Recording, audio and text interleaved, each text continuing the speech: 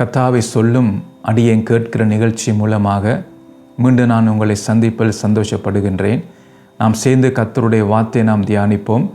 பாருங்கள், கடந்த முறை நாங்கள் நாம் சாட்சியாக வாழ வேண்டும் என்று சொல்லி நாம் கற்றுக்கொண்டோம். பாருங்கள், அந்த சாட்சி முதல் எங்கே ஆரம்பிக்க வேண்டும் என்று நாங்கள் பார்த்தோம். அது பார்த்திங்கன்னா எருசலேமில் அது ஆரம்பிக்கப்பட வேண்டும்.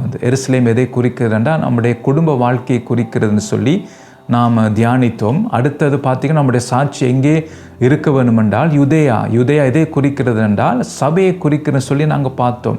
அப்போ சபை இப்போ எப்படி இருக்குது, சபை எப்படி இருக்க வேண்டும் என்று நாங்கள் பார்த்தோம். அப்போ இன்றைக்கு சபை நிலைமை எப்படி இருக்குன்னு சொல்லி நாம் வார்த்தையின் அடிப்படையில் நாங்கள் பார்த்தோம். அது எப்படி சபை இருக்க வேண்டும் என்று தேவன் விரும்புகிறார்னு சொல்லி நாங்கள் பார்த்தோம். அதையும் அப்போ அதான் பார்த்திங்கன்னா நாம் அந்த காரியத்தை நாம் கவனமாக இருக்க வேண்டும். ஸோ இன்றைக்கு நாங்கள் பார்ப்போம் மூன்றாவது காரியம் என்ன, சாட்சியாக இருக்க வேண்டிய காரியம் மூன்றாவது, அது சமாரியாவிலே நாம் சாட்சியாக இருக்க வேண்டும் என்று சொல்லி அங்கே நாங்கள் பார்க்குறோம். அப்போ சமாரியா எதை குறிக்கிறது என்றால் பாருங்கள், புறஜாதியாரை குறிக்கிறது, அதாவது தேவனை அறியாதவர்கள் மத்தியிலே. அப்போ இன்றைக்கு நம்முடைய சாட்சி அங்கே எப்படி இருக்கிறது, உலகத்தார் மத்தியிலே நம்முடைய சாட்சி எப்படி இருக்கிறது, அப்போ அதை நாம் கவனிக்க வேண்டும். அப்போ என்னுடைய சாட்சியினாலே அவன் இயேசுவை காண வேண்டும், என்னுடைய சாட்சியினாலே அவன் இயேசுவை பார்த்திங்கன்னா தேடி வர வேண்டும், அதற்கேற்ற விதமாக இருக்க வேண்டும் நம்முடைய சாட்சி. பாருங்கள், ஒரு வசனத்தை வாசிக்கிறேன். மத்தேயு எழுதின சுவிசேஷம் 5ஆம் அதிகாரம் 16ஆம் வசனத்தை வாசிக்கிறேன். இவ்விதமாய் மனுஷர் உங்கள் நற்கிரியைகளை கண்டு பரலோகத்திற்கிற உங்கள் பிதாவை மகிமைப்படுத்தும்படி உங்கள் வெளிச்சம் அவர்கள் முன்பாக பிரகாசிக்க கடவுது. பாருங்கள், அருமையான வார்த்தை. அப்போ இது என்ன சொல்லுகிறது என்றால் மனுஷர் உங்கள் நற்கிரியைகளை கண்டு. அப்போ நற்கிரியைகள் எப்படின்னு சொன்னால் கர்த்தருடைய வார்த்தைப்படி வாழும் ஒரு வாழ்க்கையினாலே வருகிற நற்கிரியை. அப்போ அது பார்த்திங்கன்னா நாம் நற்கிரியை செய்கிறது போல நான் நடிக்க தேவையில்லை. கர்த்தருடைய வார்த்தைப்படி நான் வாழும் போது அந்த வாழ்க்கை தான் மற்றவர்களுக்கு முன்பாக அது நற்கிரியை, அதை நல்ல ஒரு கிரியையாக அவர்கள் அதை பார்ப்பார்கள். அது எப்படி இருக்குமா சொல்லப்படுகிறது பாருங்கள், உங்கள் வெளிச்சம் அவர்கள் முன்பாக பிரகாசிக்க கடவுது. அப்போ அந்த நல்ல கிரியை பார்த்தீங்கன்னா அது வெளிச்சமாக அவர்களுக்கு காணப்படும். ஏன் அது வெளிச்சமாக காணப்படுகிறது என்றால் கர்த்தருடைய வார்த்தை தான் வெளிச்சம் கொடுக்கிறது. அதான் சுவிசேஷத்தின் ஒளி என்று சொல்லி அங்கே நாங்கள் பார்க்கிறோம். அப்போ அந்த வார்த்தையின்படி நான் வாழும்போது என்னுடைய கிரியை அவர்களுக்கு முன்பாக வெளிச்சமாக இருக்கும். ஏன் வெளிச்சமாக இருக்குன்னா கர்த்தருடைய வார்த்தையின்படி நான் கிரியை செய்கிறேன், அதன்படி நான் வாழ்கிறேன். அப்போ அந்த வாழ்க்கை அவர்களுக்கு அது வெளிச்சமாக காணப்படும். அப்போ அதனால் என்ன நடக்குது என்றால் என்னுடைய நாமம் மகிமைப்படாது, பிதாவின் நாமம் மகிமைப்படும். மற்ற நாங்கள் பார்க்குறோம், பரலோகத்திற்கிற உங்கள் பிதாவை மகிமைப்படுத்தும்படி. அப்போ என்னுடைய பெயருக்காக என்னுடைய புகழ்ச்சிக்காக அல்ல. அப்போ நற்கிரியை எதற்கென்று சொன்னால் பிதாவின் நாமம் என் மூலமாக மகிமைப்பட வேண்டும். அப்போ புறஜாதிகள் மத்தியிலே உலகத்தாருக்கு முன்பாக நான் சாட்சியாக வாழ வேண்டும். அதாவது கர்த்தருடைய வார்த்தைப்படி நான் என்னுடைய வாழ்க்கையை நான் வாழ்ந்து கொண்டு வரும்போது அவர்களுடைய வாழ்க்கையை கவனித்து பார்ப்பார்கள். அப்போ அதை பார்க்கும்போது அவர்களுக்கு அது வெளிச்சமாக இருக்கும் என்று அவர்கள் பார்த்திங்கன்னா மற்ற மனிதர்களை பார்க்கும்போது அவங்களுடைய கிரிகள் எல்லாம் இருளுக்குள் இருக்கிறது, இருளாக இருக்கிறது. அதனால் பார்த்திங்கன்னா நம்முடைய கிரியை பார்க்கும்போது அது வித்தியாசமாக இருக்கும். அது பார்த்தா அவர்கள் வெளிச்சமாக அது காணப்படும். அதனால பார்த்திங்கன்னா பிதாவின் நாமம் மகிமைப்படும். அப்போ அதனால தான் நானும் நீங்களும் பாருங்கள் நாம் சாட்சியாக வாழ வேண்டும் என்று சொல்லி இங்கே நாங்கள் பார்க்குறோம். அப்போ அதான் முக்கியம், நம்முடைய சாட்சியை நாம் காத்துக்கொள்ள வேண்டும். பாருங்கள், ஒரு சம்பவத்தை உங்களுக்கு நான் வாசிக்க விரும்புகிறேன். அப்போஸ்தலர் 11ஆம் அதிகாரம் 23லேருந்து 24 உள்ள வசனங்களை வாசிக்கும் போது அதை நாம் பார்க்கக்கூடிய விதமாக இருக்கும். அவன் போய் சேர்ந்து தேவனுடைய கிருபையை கண்டபோது சந்தோஷப்பட்டு கர்த்தரிடத்தில் மனநிறையமாய் நிலைத்திருக்கும்படி எல்லாருக்கும் புத்தி சொன்னான். அவன் நல்லவனும் பரிசுத்த ஆவியினாலும் விசுவாசத்தினால் நிறைந்தவனுமாய் இருந்தான். அநேக ஜனங்கள் கர்த்தரிடமாக சேர்க்கப்பட்டார்கள். பின்பு பர்னபா சவுலை தேடும்படி தர்சுவுக்கு புறப்பட்டு போய் அவனை கண்டு அந்தியோகியாவுக்கு அழைத்து கொண்டு வந்தான். அவர்கள் ஒரு வருஷ காலமாய் சபையோடு கூடியிருந்து அநேக ஜனங்களுக்கு உபதேசம் பண்ணினார்கள். முதல் அந்தியோகியாவிலே சீஷர்களுக்கு கிறிஸ்தவர்கள் என்கிற பெயர் வழங்கிற்று. பாருங்க, அப்போ அந்த பெயரை கொடுத்தது யார் என்றால் புறஜாதி மக்கள். அவர்கள் பார்த்து தான் இவர்கள் கிறிஸ்தவர்கள் என்ற பெயர் வந்தது. அப்போ என்ன அவங்களுடைய வாழ்க்கையை பார்த்தீங்கன்னா கிறிஸ்துக்குள் இருந்தபடியால் தான் அவர்கள் கிறிஸ்தவர்கள் என்ற பெயர் அவங்களுக்கு கொடுக்கப்பட்டது. ஏனென்றால் பார்த்தீங்க, பர்னபாவை சொல்லும்போது அவன் நல்லவனும் பரிசுத்த ஆவியினாலும் விசுவாசத்தினாலும் நிறைந்தவனுமாய் இருந்தான்னு சொல்லி நாங்கள் பார்க்குறோம். அப்போ அதனாலே அநேக ஜனங்கள் கர்த்தரிடமாக சேர்க்கப்பட்டார்கள். அப்போ அவங்களோட நல்ல வாழ்க்கை, அதாவது நல்ல கிரியை நாங்கள் சொல்லுகிறோம், வெளிச்சமாக மற்றவர்களுக்கு முன்பாக இருக்கிறபடியால் அவர்கள் என்ன செய்கிறார்கள்? கர்த்தரிடமாக சேர்க்கப்படுகிறார்கள். அப்போ அவங்களுடைய நல்ல வாழ்க்கை தான் அநேக ரட்சிக்கப்படுவதற்கு காரணமாக இருக்கிறது. இன்றைக்கு ஏன் பார்த்தீங்கன்னா அநேக ரட்சிக்கப்படுவதில்லைன்னு சொன்னால், இன்றைக்கு கிறிஸ்தவருடைய வாழ்க்கையில் பார்த்தீங்கன்னா சரியில்லாமல் இருக்கிறது. சாட்சி இல்லாத ஒரு வாழ்க்கை. பிரசங்கம் பண்ணும்போது ஒரு காரியத்தை செய்வார்கள், வெளியிலே பார்த்தீங்கன்னா அந்த பிரசங்கம் பண்ணின மாதிரி அவங்களோட வாழ்க்கை இருக்காது. பாருங்கள், நல்ல ஜெபம் பண்ணுவார்கள் சபையிலே, ஆனால் பார்த்தீங்கன்னா வெளியிலே வந்து அவங்களோட பார்த்தீங்கன்னா அவங்க சண்டை பிடித்து கொண்டு இருப்பார்கள், தூஷண வார்த்தைகளால் பேசுவார்கள். பாருங்கள், பல காரியத்தை நாங்கள் மாமச காரியத்தை நாங்கள் பார்க்கக்கூடிய விதமாக இருக்கிறது. அப்போ என்னென்று புறஜாதியார்கள் வந்து என்னெடு சபைக்கு வருவார்கள், என்னெடு கிறிஸ்துவண்டது சேர்க்கப்படுவார்கள், சாட்சி இல்லாத வாழ்க்கையினாலே சேர்க்கப்பட மாட்டார்கள்.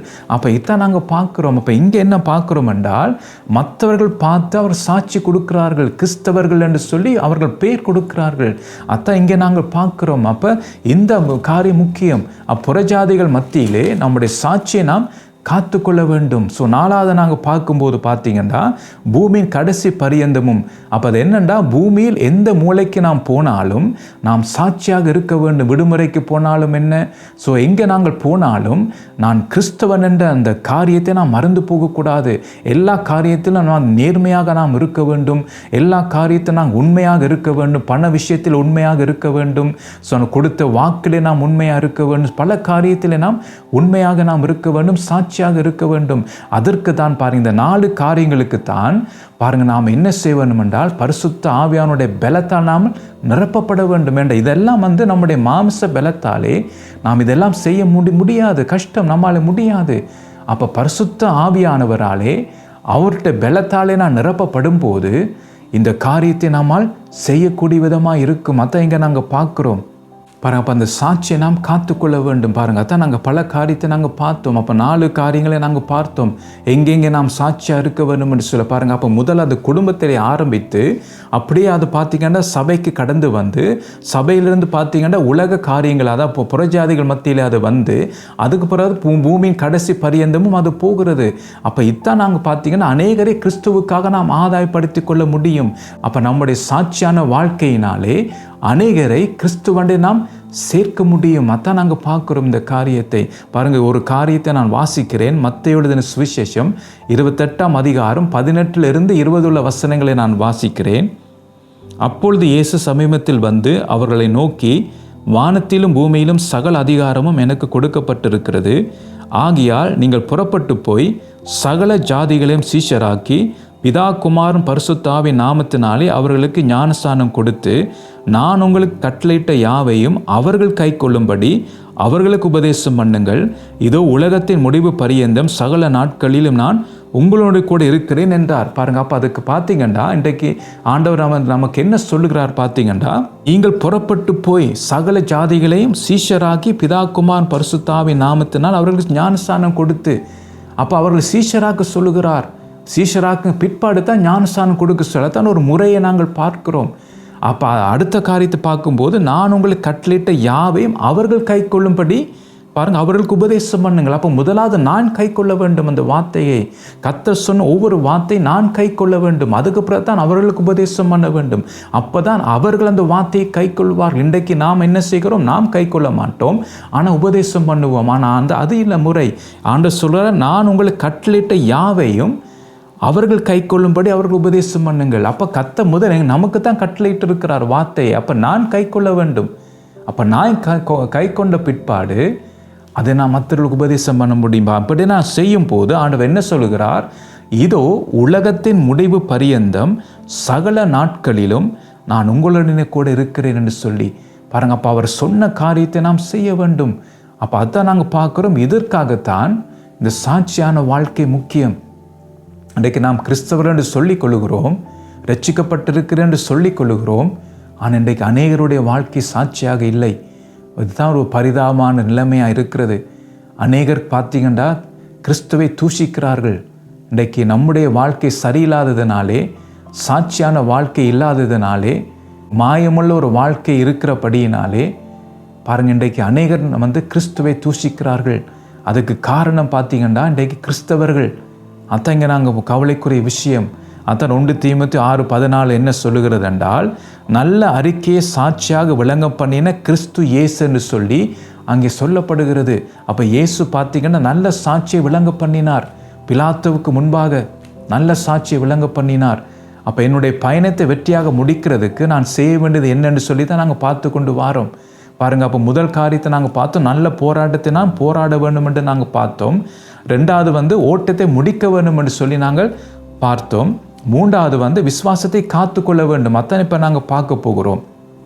பாருங்கள், 2 தீமோத்தேயு 4:7 நான் வாசிக்கிறேன். நல்ல போராட்டத்தை போராடினேன், ஓட்டத்தை முடித்தேன், விசுவாசத்தை காத்து கொண்டேன். அதான் நாங்கள் பார்க்குறோம். இந்த தான் மெயின் வசனத்தை எடுத்து நாங்கள் பார்க்குறோம். நல்ல போராட்டத்தை நாம் போராட வேண்டும். ஸோ பல காரியத்தை நாம் தியானித்தோம். ஓட்டத்தை நாம் முடிக்க வேண்டும். அதான் நாங்கள் பல காரியத்தை நாம் தியானித்தோம். எப்படி நாம் ஓட வேண்டும் என்று சொல்லி நாம் கற்றுக்கொண்டோம். அப்போ 3வது பாருங்கள், இதுதான் கடைசியாக நாங்கள் பார்க்குறோம். இதோடு நான் முடிக்க விரும்புகிறேன். பாருங்கள், விசுவாசத்தை காத்துக்கொள்ள வேண்டும் என்று சொல்லி இங்கே நாங்கள் பார்க்குறோம். அப்போ கிறிஸ்தவ வாழ்க்கையிலே விசுவாசம் மிகவும் முக்கியம். இப்போ என்னுடைய ரட்சிப்பு இந்த விசுவாசத்தை கொண்டு தான் ஆரம்பிக்கப்பட்டது. அப்போ இந்த முடிக்கும் போது விசுவாசம் முக்கியம். அதை நாம் காத்துக்கொள்ள வேண்டும். அதை நாங்கள் பார்க்குறோம். அப்போ என்னுடைய வாழ்க்கை இந்த பூமியிலே நான் முடிக்கும் போது விசுவாசத்தை இழந்து விடாதபடிக்கு நாம் காத்துக்கொள்ள வேண்டும். அதான் நீங்கள் சொல்லப்படுகிறது, விசுவாசத்தை காத்து கொண்டேன் என்று சொல்லி. பாருங்கள், ஏனென்று சொன்னால் அந்த விசுவாசம் மிக முக்கியம். அப்போ ரட்சிப்புக்கு எப்படி விசுவாசம் முக்கியமாக இருந்ததோ அதே போல் என்னுடைய ஓட்டத்தை நான் முடிக்கிறதுக்கும் விசுவாசம் முக்கியம். ஏனென்றால் நான் நித்திய ஜீவனுக்குள் பிரவேசிக்கிறதுக்கு இந்த விசுவாசம் தான் எனக்கு உதவி செய்யும். அப்போ அந்த விசுவாசம் இல்லாமல் நித்திய ஜீவனுக்குள்ளாம் பிரவேசிக்க முடியாது. அப்போ பாருங்கள், அதான் இந்த காரியத்தை நாம் பார்க்க போகிறோம். என்னுடைய விசுவாசம் எந்த நிலையில் இருக்கிறது என்று எப்படி பரிசோதிப்பது, அதான் இன்றைக்கு நாங்கள் பார்க்க போகிறோம். அதுக்கு 1 பேதுரு 1:5-7 நான் வாசிக்கிறேன். கடைசி காலத்திலே வெளிப்பட ஆயத்தமாயிட்டிருக்கிற ரட்சிப்புக்கு ஏதுவாக விசுவாசத்தை கொண்டு தேவனுடைய பலத்தினாலே காக்கப்பட்டிருக்கிற உங்களுக்கு அந்த சுதந்திரம் பரலோகத்தில் வைக்கப்பட்டிருக்கிறது. இதிலே நீங்கள் மிகவும் சந்தோஷப்படுகிறீர்கள். என்றாலும் துன்பப்பட வேண்டியது அவசியமானதால் இப்பொழுது கொஞ்ச காலம் பலவிதமான சோதனைகளினாலே துக்கப்படுகிறீர்கள். அழிந்து போகிற பொன் அக்கினியினாலே சோதிக்கப்படும். அதை பார்க்கிலும் அதிக விலையேற பெற்றதாக இருக்கிற உங்கள் விசுவாசம் சோதிக்கப்பட்டு இயேசு கிறிஸ்து வெளிப்படும் போது உங்களுக்கு புகழ்ச்சியும் கனமும் மகிமையும் உண்டாக காணப்படும் என்று சொல்லி இங்கே நாங்கள் வாசிக்கிறோம். பாருங்கள், இதில் என்ன பார்க்குறோம் என்று பார்த்தீங்கன்னா, இதில் முதல் காரியம் கடைசி காலத்திலே வெளிப்பட ஆயத்தமாக்கப்பட்டிருக்கிற ரட்சிப்புன்னு சொல்லப்படுகிறது 5ஆம் வசனத்திலே. இது என்ன ரட்சிப்புன்னு சொல்லி பார்த்தீங்கன்னா, 1 பேதுரு 1:9 நாங்கள் பார்க்கும்போது உங்கள் விசுவாசத்தின் பலனாகிய ஆத்தும ரட்சிப்பை அடைகிறீர்கள் என்று சொல்லி அங்கே கர்த்தருடைய வார்த்தை சொல்லுகிறது. அப்போ இதை என்ன நாங்கள் பார்க்குறோம்னா, என்னுடைய விசுவாசத்தின் நிலையை பொறுத்து தான் எனக்கு ஆத்தும ரட்சிப்பு உண்டாகும். மற்ற இங்கே நாங்கள் பார்க்குறோம். ஆகவே என்னுடைய விசுவாசத்தை காத்துக்கொள்வது எவ்வளவு முக்கியம் என்பதை பாருங்கள். இந்த காரியத்தை நாங்கள் பார்க்கக்கூடிய விதமாக இருக்கிறது. அப்போ என்னுடைய விசுவாசத்தை காத்துக்கொள்ள வேண்டும் என்றால் இது எனக்கு என்ன தேவை என்றால் பார்த்தீங்கன்னா, அர்த்தம் சொல்லப்படுது 5ஆம் வசனத்திலே, விசுவாசத்தை கொண்டு தேவனுடைய பலத்தினாலே காக்கப்பட்டிருக்கிற உங்களுக்குன்னு சொல்லப்படுகிறது. அப்போ அது என்னன்னு சொன்னா, என்னுடைய ஆத்தும ரட்சிப்பு உண்டாக வேண்டும் என்றால் அது எப்படி என்றால் விசுவாசத்தை கொண்டு தான் அது முடியும். அதான் சொல்லப்படுது, விசுவாசத்தை கொண்டு தேவனுடைய பலத்தினாலே காக்கப்பட்டிருக்கிற உங்களுக்குன்னு சொல்லி. அப்போ என்னுடைய விசுவாசம் தேவனுடைய பலத்தினாலே அது காக்கப்பட வேண்டும். என்னுடைய சொந்த பலத்தினாலே, என்னுடைய சுய நீதியின் கிரியைகளினாலே விசுவாசத்தை நான் காத்துக்கொள்ள முடியாது.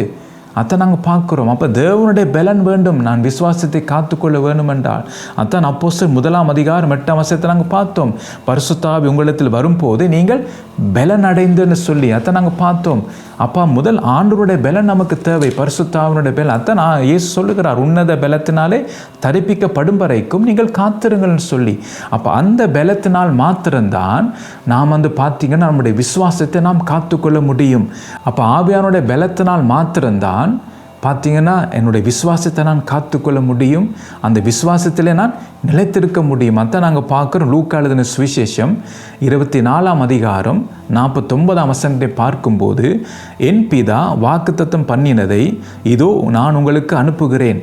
நீங்களோ உன்னதத்திலிருந்து வரும் பலனால் தரிப்பிக்கப்படும் வரைக்கும் எருசலேம் நகரத்தில் இருங்கள் என்று சொல்லி நாங்கள் பார்க்குறோம். அப்போ ஆவியானுடைய பலத்தினால்தான் என்னுடைய வாழ்க்கையை நான் வாழ வேண்டும் என்று சொல்லி நாங்கள் வார்த்தை மூலமாக நாங்கள் பார்க்குறோம். அதான் காத்திருங்கன்னு சொல்லி சொல்லுகிறார். அப்போ நம்முடைய வாழ்க்கையை நாங்கள் பரிசோதித்து பார்க்கும்போது நான் செய்கிற ஒவ்வொரு காரியங்களிலும் ஆவியானுடைய வழிநடத்தில் இருக்கான்னு சிந்திச்சு பாருங்கள். நான் செய்கிற எல்லா காரியத்திலும் 24 மணித்தியாலம் நமக்கு கொடுக்கப்படுகிறது. அந்த 24 மணித்தியாலத்திலே ஆவியானவர் என்னை நடத்துகிறாரா, ஆவியிலே நிறைந்து நான் செயல்படுகிறேனா, அதை நாம் சிந்தித்து பார்க்க வேண்டும். அப்போ என்னுடைய ஜெபம், என்னுடைய ஊழியம், பிரசங்கம், தீர்மானங்கள், கிரியைகள் எல்லாவற்றிலும் அவருடைய பலத்தாலே நிரப்பப்பட்டிருக்கிறேனா? ஏதோ நாம் சும்மா செய்துட்டு போகிறோம். ஆனால் ஆவியினாலே நான் நிரப்பப்பட வேண்டும், ஆவியினாலே நிறைந்து நாம் செயல்பட வேண்டும். என்னுடைய வாழ்க்கையிலே பாருங்கள், ஊழியத்திலே பாருங்கள், எது என்னை நடத்துகிறது? அப்போ என்னுடைய பலனா, அதை டேலண்டா என்னை நடத்துகிறது, அல்லது பரிசுத்த ஆவியானுடைய பலன் என்னை நடத்துகிறதா? இன்றைக்கு அநேகர் தங்களுடைய டேலண்ட்டை வைத்து தான் பார்த்தீங்கன்னா பல காரியத்தை செய்கிறார்கள் கர்த்தருக்குன்னு சொல்லி.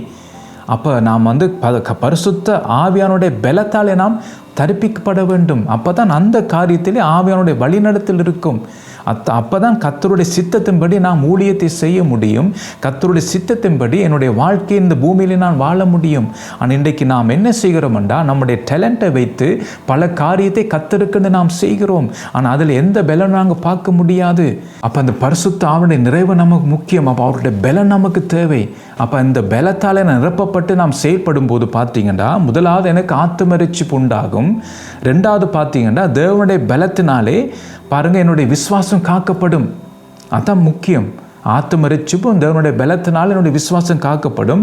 அப்போ இதனாலே வருகிற சுதந்திரம் பார்த்தீங்கன்னா அது பரலோகத்தில் வைக்கப்பட்டிருக்கிறது. அதான் நாங்கள் பார்க்குறோம் அதில். அப்போ என்ன சுதந்திரம்னு சொல்லி அதை நான் காட்ட விரும்புகிறேன். என்னடா வேதம் சொல்லுகிறது பாருங்கள், சுதந்திரம் பரலோகத்தில் வைக்கப்பட்டிருக்கிறேன்னு சொல்லுகிறது.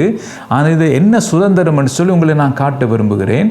வெளிப்படுத்தல் 21ஆம் அதிகாரம் 2-4 வசனங்களை நான் வாசிக்கிறேன். யோவானாகிய நான் புதிய எருசலேமாகிய பரிசுத்த நகரத்தை தேவனிடத்தில் நின்று பரலோகத்தை விட்டு இறங்கி வர கண்டேன். அது தன் புருஷனுக்காக அலங்கரிக்கப்பட்ட மணவாட்டியைப் போல ஆயத்தமாக்கப்பட்டிருந்தது.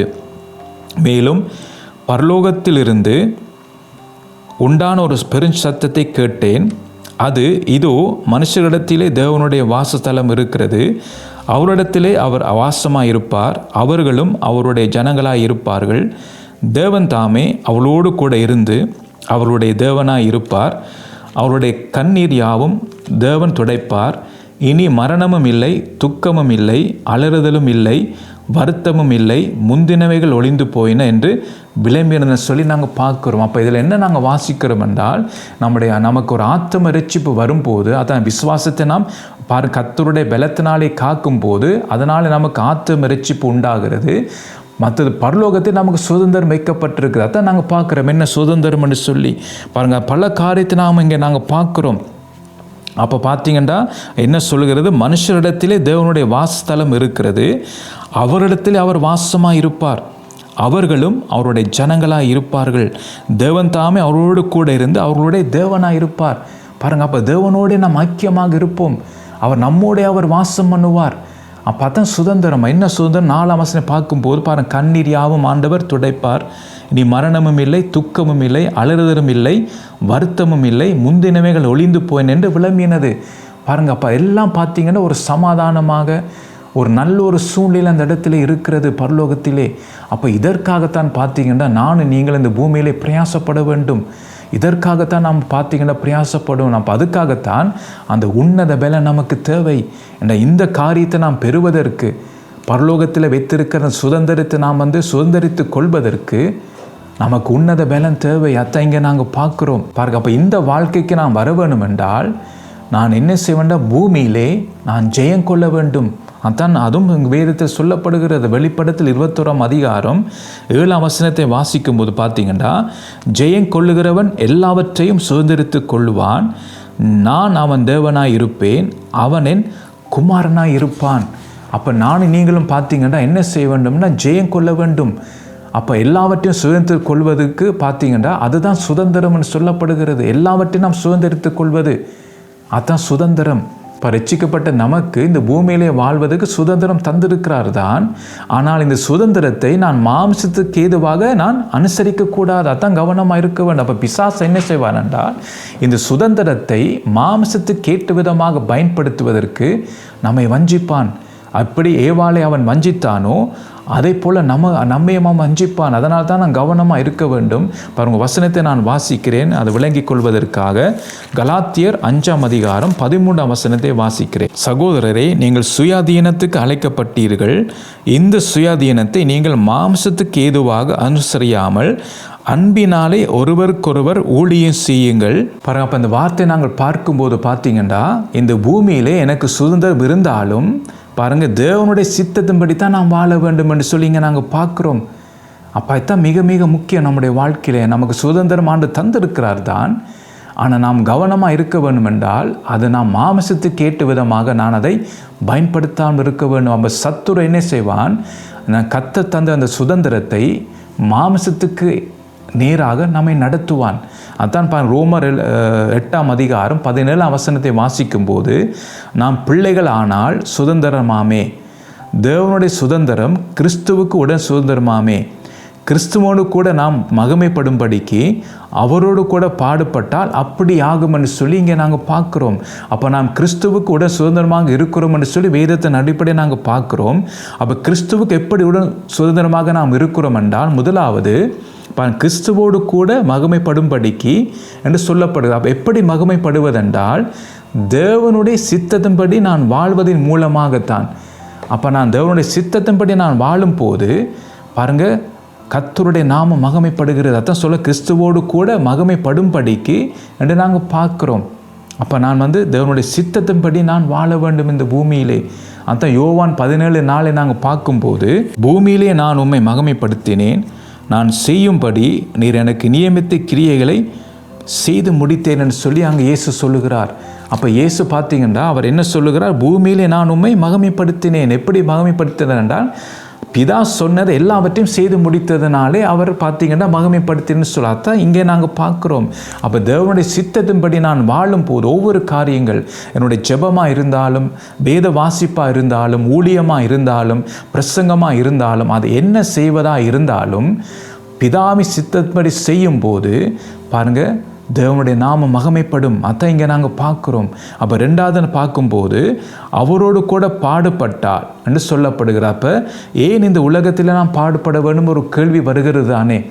பாடுபடாமல் நாங்கள் நித்திய ஜீவனுக்குள் பிரவேசிக்க முடியாதா? ஏன் நாம் பாடுபட வேணும் இந்த பூமியிலே?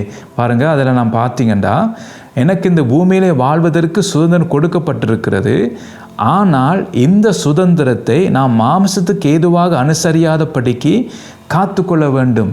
அப்போ இதுதான் பார்த்தீங்கன்னா எனக்கு பாடாக இருக்கிறது. என்ற சுதந்திரம் தந்திருக்கிறார் ஆண்டவர். ஆனால் அந்த பார்த்தீங்கன்னா மாம்சத்துக்கு கேட்ட விதமாக அதை பயன்படுத்தாதபடிக்கு அதை நான் காத்து கொள்ள வேண்டும். அப்போ அது எனக்கு பார்த்தீங்கன்னா எனக்கு பாடாக இருக்கிறது. இந்த பல காரியத்தை அனுபவிக்க ஆசை வரும். மற்றவர்களை பார்க்கும்போது அவர்களைப் போல நானும் இப்படி செய்ய வேண்டும் என்று சொல்லி நமக்கு ஒரு ஆசை வரும். ஆனால் அது எல்லாத்தையும் நாம் மேற்கொண்டு நாம் கடந்து போக வேண்டும். நம்முடைய சாட்சி நாம் காத்து கொள்ள வேண்டும். என்னுடைய வாழ்க்கையினாலே தேவனுடைய நாமம் மகிமைப்பட வேண்டும். அப்போ பல காரியத்தை நாம் சிந்தித்து நாம் செயல்பட வேண்டும். அப்போ நமக்கு சுதந்திரம் இருக்குன்னு சொல்லி நாம் இஷ்டத்துக்கு நாம் செய்ய போகக்கூடாது. அப்போ அது ஆபத்தாக இருக்கும். அதனால தான் பார்த்தீங்கன்னா பாருங்கள், எனக்கு இந்த பூமியிலே பார்த்தீங்கன்னா அந்த சுதந்திரமாய் வாழ்வதற்கு எனக்கு சுதந்திரம் தந்திருக்கிறார். ஆனால் இந்த சுதந்திரத்தை நான் மாம்சத்துக்கு ஏதுவாக நான் பயன்படுத்தாதபடிக்கு நான் என்னை காத்து கொள்ள வேண்டும். அப்போ அதற்காகத்தான் பார்த்தீங்கன்னா அது எனக்கு பாடாக இருக்கிறது. ஏனென்றால் பல காரியத்தை கர்த்தருக்காக நான் நஷ்டம் குப்பையமாக எண்ணினேன்னு சொல்லி அங்கே பார்க்குறோம் நாங்கள் பவுல் சொல்லுவதை. அப்போ நாம் பல காரியத்தை நாம் அனுபவிக்கலாம். பாருங்கள், அதை நாங்கள் பார்த்தோம். ஒன்றுக்கு நான் அடிமைப்பட மாட்டேன்னு நாங்கள் சொல்லி நாங்கள் பார்த்தோம். மற்றது பக்தி விருத்தி எனக்கு உண்டாக்காதுன்னு சொல்லி நாங்கள் பார்த்தோம். பாருங்கள், அப்போ பல காரியத்தை நாங்கள் பார்த்தோம். அப்போ அதனால தான் இந்த உலக காரியத்துக்கு எனக்கு சுதந்திரம் இருக்குன்னு சொல்லி என் இஷ்டத்துக்கு நான் வாழக்கூடாது. அப்போ பல காரியத்தை நாம் கர்த்தருக்காக நாம் சகிக்க வேண்டும். அப்போ இதெல்லாம் பார்த்தீங்கன்னா ஒரு பாடின் வழியாகத்தான் நான் கடந்து போய் கொண்டிருப்பேன். என்னடா நித்திய ஜீவனுக்குலாம் பிரவேசிக்க வேண்டும். அப்போ உலகத்தாரை போல நான் வாழ முடியும். ஆனால் எல்லாம் எனக்கு தகுதி வராது. அதான் நாங்கள் பார்க்குறோம். இல்லை ஒன்றுக்கும் நான் அடிமைப்பட மாட்டேன். மற்ற இந்த காரியம் வந்து எனக்கு பக்தி விருத்தி உண்டாக்காது. அப்போ இதெல்லாம் நான் பாடின் வழியானா தான் நான் போக வேண்டும். அப்போ அதான் நாங்கள் பார்க்குறோம். அப்போ இந்த பாடின் வழியாக நாங்கள் போகும்போது பாருங்கள், எனக்கு விசுவாசம் எனக்கு முக்கியம் என்ற அந்த விசுவாசம் தான் என்ன பாருங்கள் உறுதியாய் கர்த்தருக்காக நிற்கிறதுக்கு இந்த விசுவாசம் தான் எனக்கு உதவி செய்யும். அப்போ என்னுடைய விசுவாசத்தை பொறுத்து தான் என்னுடைய பாடிலே நான் ஜெயம் கொள்வதா இல்லையான்னு சொல்லி தெரிய வரும். அதான் நாங்கள் 1 பேதுரு 1 அதிகாரம் 6-7 வசனங்களை நான் வாசிக்கிறேன். அதில் விளங்கும் உங்களுக்கு. பாருங்கள், இதிலே நீங்கள் மிகவும் சந்தோஷப்படுகிறீர்கள் என்றாலும் துன்பப்பட வேண்டியது அவசியமானதால் இப்பொழுது கொஞ்ச காலம் பலவிதமான சோதனைகளால் துக்கப்படுகிறீர்கள். அப்போ எதுக்கு எனக்கு சந்தோஷம் என்றால், அது முதல் வசனம் நாங்கள் பார்த்தோம். பாருங்கள், அந்த சுதந்திரம் பரலோகத்தில் வைக்கப்பட்டிருக்கிறத நாங்கள் பார்க்குறோம். பரலோகத்தில் எப்படி நம்முடைய சுதந்திரம் இருக்குன்னு சொல்லி நாங்கள் வாசித்தோம். அப்போ அது நமக்கு சந்தோஷத்தை தருகிறது. ஆனால் அந்த உலக வாழ்க்கை நாம் கஷ்டப்பட்டு பாடுபட்டு கர்த்தருக்காக பல காரியத்தை இழந்து போகிறபடியினாலே பாருங்கள், என்றாலும் துன்பப்பட வேண்டியது அவசியமானதால் இப்பொழுது கொஞ்ச காலம் பலவிதமான சோதனைகளினாலே துக்கப்படுகிறீர்கள். பாருங்கள், அழிந்து போகிற பொன் அக்கினியினாலே சோதிக்கப்படும், அதை பார்க்கிலும் அதிக விலையேற பெற்றதாக இருக்கிற உங்கள் விசுவாசம் சோதிக்கப்பட்டு இயேசு கிறிஸ்து வெளிப்படும் போது உங்களுக்கு புகழ்ச்சியும் கனமும் மகிமையும் உண்டாக செய்யும்னு சொல்லி நாங்கள் பார்க்குறோம். அப்போ அதான் இந்த முக்கியமான காரியத்தை நாங்கள் பார்க்குறோம். அப்போ இத்தான் விசுவாசத்தை நான் காத்துக்கொள்ள வேண்டும், பலவிதமான பாடுகள் வழியாக போக வேண்டும். அப்போ அந்த சோதனை தான் பார்த்தீங்கன்னா என்னுடைய விசுவாசம் எந்த நிலையில் இருக்குன்னு சொல்லி அந்த சோதனை தான் வெளிப்படுத்தும். அந்த விசுவாசம் உறுதியாக இருந்தால்தான் அந்த பரலோகத்துக்கு நான் போக முடியும், அந்த சுதந்திரத்தை நாங்கள் பங்கு பெற முடியும். அதான் இங்கே நாங்கள் பார்க்குறோம். பாருங்கள், இதோடு இந்த செய்தியை நான் முடிக்கிறேன். பாருங்கள், கிறிஸ்தவ வாழ்க்கையின் பயணத்தை குறித்து தான் நாங்கள் பல காரியத்தை நாம் தியானித்து கொண்டு வருகிறோம். பாருங்கள், பல காரியத்தை நாம் கற்றுக்கொண்டு பரிசுத்த ஆவியானவருடைய உதவியோடு நாம் எப்படி ஓட வேணும்னு சொல்லி நல்ல போராட்டத்தை நாம் போராட வேணும் என்று சொல்லி பல காரியத்தை நாம் தியானித்தோம். மற்ற ஓட்டத்தை நாம் முடிக்க வேணும் என்று சொல்லி நாம் பல காரியத்தை தியானித்தோம். எப்படி நாம் ஓடி முடிக்க வேணும் என்று சொல்லி நாம் தியானித்தோம். இப்போ நாங்கள் பார்த்த விசுவாசத்தை நாம் காத்துக்கொள்ள வேணும் என்று சொல்லி, ஏன்னா அது முக்கியமென்றால் பரலோகத்தை நமக்கு சுதந்திரம் வைக்கப்பட்டிருக்கிறது. அப்போ அந்த விசுவாசத்தை உறுதியாக இருந்தால்தான் அந்த பரலோகத்தில் வைக்கப்பட்ட அந்த சுதந்திரத்தை நான் பெற்றுக்கொள்ள முடியும். ஸோ இந்த காரியத்தை நாங்கள் கவனமாக எடுப்போம். ஆவியானோட உதவிக்காக நாங்கள் கேட்போம். அவருடைய உன்னத பலத்தாலே நாம் தரிப்பிக்கப்படுவோம் என்ற அந்த பலன் இல்லாமல் நாங்கள் அந்த உலகத்திலே நாம் சாட்சியாக வாழ முடியாது. ஸோ கர்த்தர் தாமே உங்களை ஆசீர்வதிப்பாராக. அடுத்த முறை புது செய்தியோடு நான் உங்களை சந்திக்கிறேன்.